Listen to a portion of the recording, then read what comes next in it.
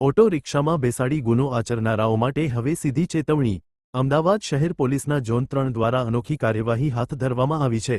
Zone 3 હેઠળ આવતા તમામ પોલીસ સ્ટેશન વિસ્તારોમાંથી અગાઉ ઓટો રિક્ષામાં બેસાડી ગુનો કરનાર આરોપીઓને એક સ્થળે એકત્રિત કરવામાં આવ્યા.